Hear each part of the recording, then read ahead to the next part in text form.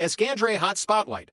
Lawyer Lee Ha-Sang's spectacular turnaround in the face of a legal siege. The story begins in an atmosphere of extreme tension in the courtroom, where every eye was fixed on Judge Lee Ji-in, the person holding the gavel in the trial of former President Yoon Suk-yeol. Initially, the plan was set for the panel of judges to proceed with final procedures to deliver a verdict concluding the case.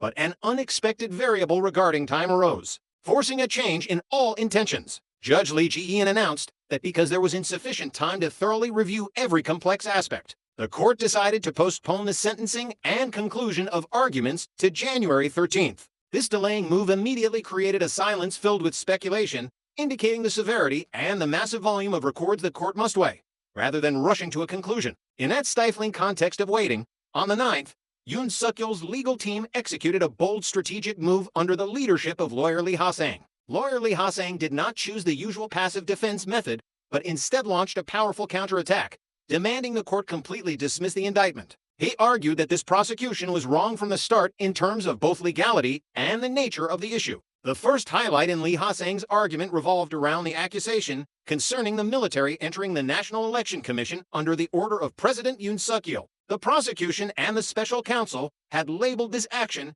as a riot aimed at seizing power, but Lawyer Lee Ha-Sang sharply dissected the issue from the perspective of national security. He affirmed that the president's order was intended to protect the nation's critical server system against the risk of intrusion, data theft, or sabotage by hostile forces. When viewing the incident through this lens, we see a stark contradiction between the mindset of protecting the fatherland and the criminalizing mindset of the prosecution. If an action taken to protect national assets is branded as a riot, this is truly a tragedy of the legal system. Lawyer Lee Ha-Sang continued to dig deeper into the dangerous consequences of this indictment for military discipline. He pointed out that if the court accepts the prosecutor's argument considering the execution of orders to protect the election commission as a riot, then in the future, no soldier will dare to obey orders from superiors. In a situation where the country is facing a constant threat from the north, maintaining a consistent chain of command is a matter of survival. Once soldiers have the right to interpret orders as riots to refuse execution, national defense power will collapse completely. This analysis by Lawyer Lee Ha-Sang was not just a defense for his client,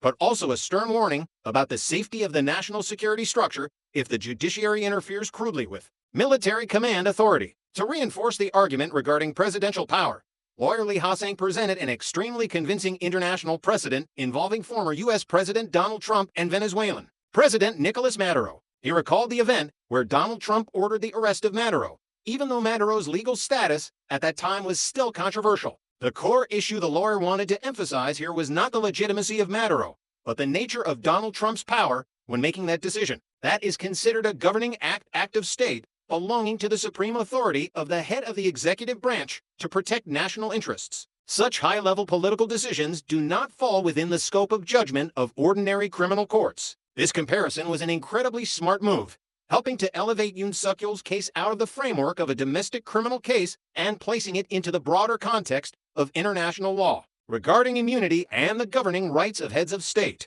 Applying that logic to the actual situation, Lawyer Lee Ha-Sang affirmed that Yoon Suk-yeol's declaration of martial law was a constitutional governing act based on Article 77 of the Constitution. This article clearly stipulates that in national emergencies, such as civil war or foreign invasion, the president has full authority to declare a state of emergency. The lawyer analyzed that the Constitution designed a very clear mechanism of checks and balances. The National Assembly has the power to demand the lifting of martial law, while the president has the power to declare it. Both are exercising their legal powers. The prosecution's characterization of the martial law declaration as insurrection or a coup is a blatant distortion and unconstitutional. Through this, we see the sharpness in the lawyer's legal thinking as he exposed the opposition's effort to criminalize a constitutional political process. Not stopping at defense, Lawyer Lee Ha-Sang switched to a direct attack on the competence and motives of the prosecution team. He bluntly criticized the indictment as the product of low-level, poor, and shallow legal thinking.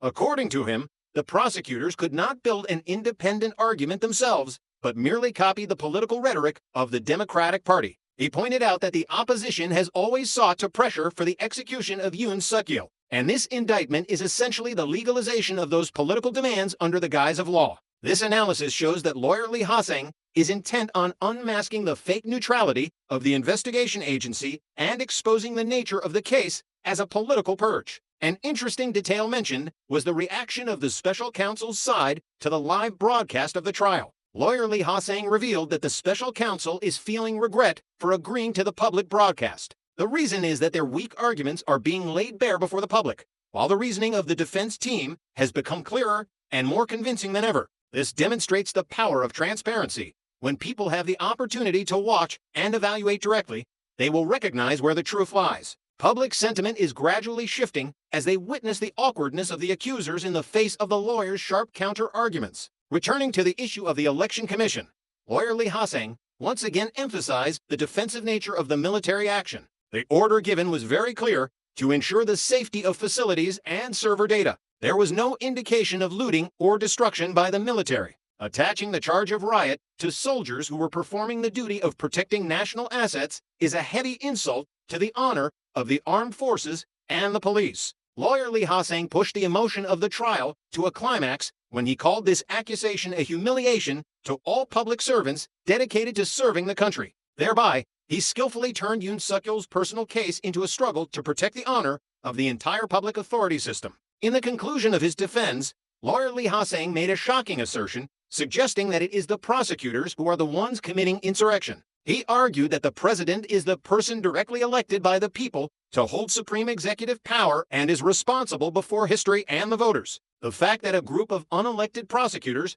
and judges arrogate to themselves the right to judge and depose an elected president is an action contrary to democratic principles. He cited Yoon Suk-yeol's oath regarding the determination to destroy anti-state forces to protect liberal democracy. According to the lawyer's logic, those who hinder the president from fulfilling this constitutional mission are the ones aiding hostile forces. Lawyer Lee Ha-Sang's words at this point were no longer merely dry legal language, but had become an eloquent political manifesto affirming the president's legitimacy. Lawyer Lee Ha-Sang ended his presentation with an earnest appeal to the panel of judges, wishing the court would bravely correct the errors of the investigation agency and issue a ruling dismissing the indictment. He affirmed that only dismissing the case can restore constitutional order and protect the president's power against the overreach of the judicial branch. The confidence and decisiveness in Lawyer Lee Ha-Sang's tone left a strong impression on everyone present and those watching via screens. He succeeded in planting a deep skepticism about the legitimacy of this trial in the hearts of the public and,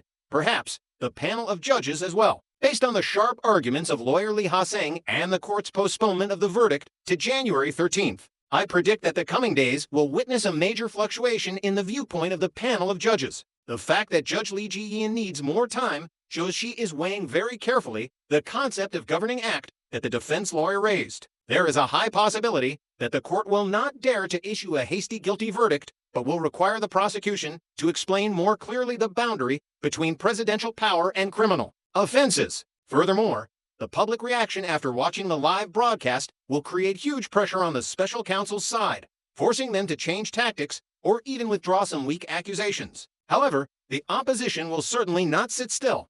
They will incite more protests and exert political pressure on the court, creating a suffocating confrontation between legal proceedings and street politics in the days to come. The story of the trial of former President Yoon Suk-yeol through the lens of Lawyer Lee Ha-Sang is not merely a simple legal case, but a fierce conflict between branches of power within the state apparatus. It poses a vital question about the limits of judicial power regarding the political decisions of the head of the country. The argument about governing acts and the comparison with international precedents has opened a new, persuasive line of thinking that challenges all previous accusations. Will justice belong to rigid procedural processes or to the supreme authority of the person chosen by the people to protect the nation? What do you think about Lawyer Lee Ha-Sang's arguments? Is the concept of governing act persuasive enough for the court to dismiss the entire indictment? Please leave your analytical comments below and don't forget to subscribe to the Esk Andre channel to continue updating the hottest developments regarding this historic case.